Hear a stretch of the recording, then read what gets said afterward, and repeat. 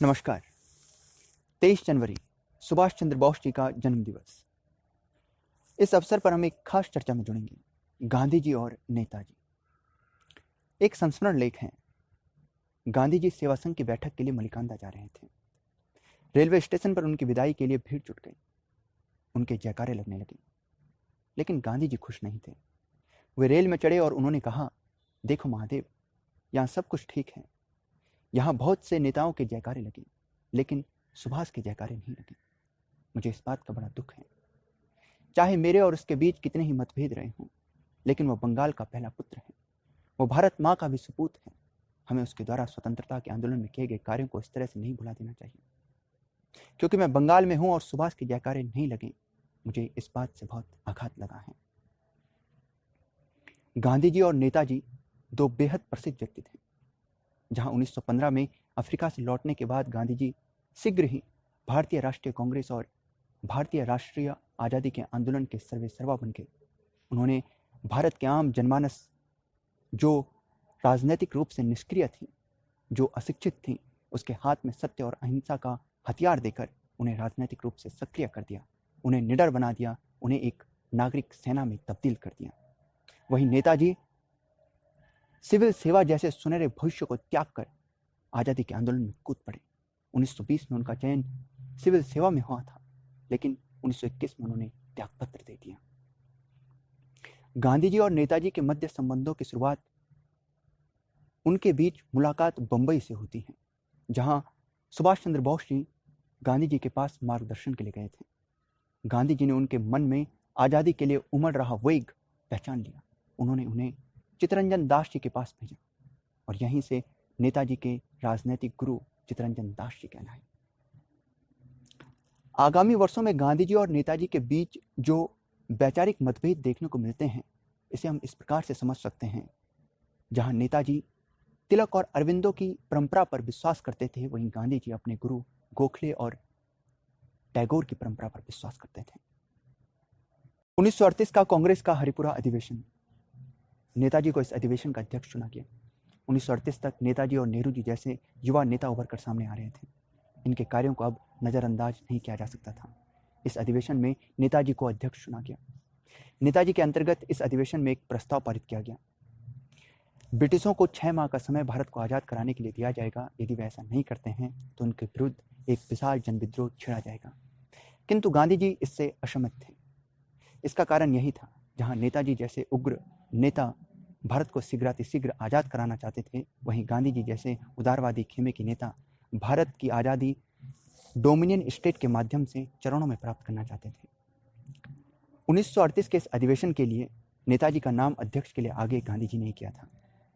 उस समय पर वल्लभ भाई पटेल जी ने गांधी जी के इस निर्णय का विरोध किया था, किंतु गांधी जी ने वल्लभ भाई पटेल जी के इस विरोध को खारिज कर दिया और नेताजी का नाम अध्यक्ष के लिए आगे कर दिया। किंतु गांधी जी शीघ्र ही नेताजी की कार्यशैली को समझ गए। गांधी जी अधिवेशन के पहले ही अध्यक्षीय भाषण में सुभाष चंद्र बोस जी की कार्यशैली को जान गए। नेताजी ने गांधी जी की प्रसिद्ध चरखा नीति का सम्मान नहीं किया।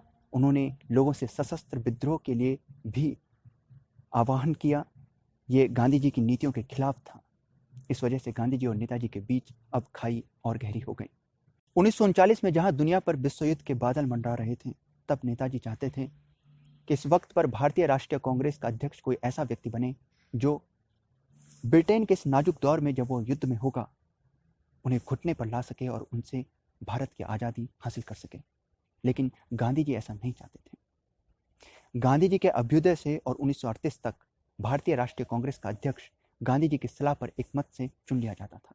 लेकिन इस वर्ष गांधी जी की सत्ता को चुनौती दी गई और भारतीय राष्ट्रीय कांग्रेस के राष्ट्राध्यक्ष के लिए चुनाव घोषित किया गया। ये चुनाव एक तरफ जहां गर्म दल और नरम दल के नेताओं के बीच सीधा टकराव था, वहीं ये चुनाव एक और नाम गांधी बनाम सुभाष हो गया। गांधी जी ने पहले मौलाना आज़ाद जी का नाम आगे किया, लेकिन उन्होंने अपना नाम वापस ले लिया। तब गांधी जी ने डॉक्टर सितारमैया का नाम आगे किया। दूसरी तरफ नेताजी गर्म दल के नेताओं के समर्थन में सामने खड़े थे।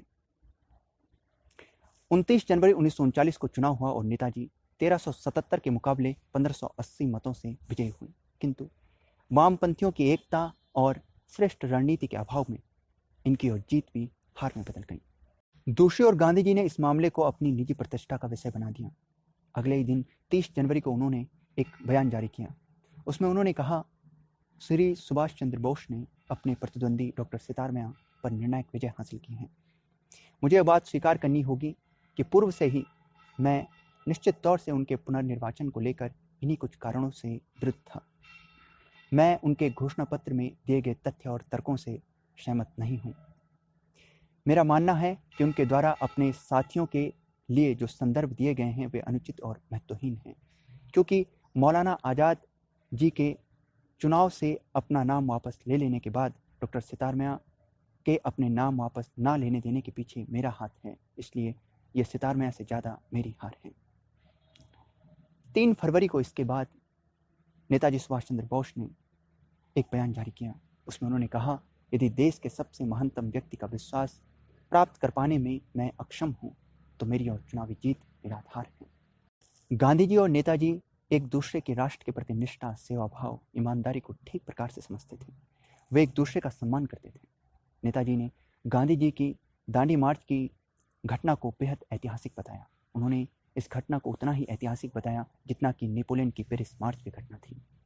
वहीं 1934 की अपनी प्रकाशित इंडियन स्ट्रगल पुस्तक में गांधी जी की द्वितीय गोलमेज सम्मेलन में भूमिका के संदर्भ में नेताजी ने लिखा कि यदि गांधी जी तानाशाह, स्टालिन, हिटलर, मुसोलिनी की तरह बात करते, उनकी तरह भाषा बोलते, तो गांधी जी को सुना भी जाता और समझा भी जाता, उनके सम्मान में सिर झुकाए जाते।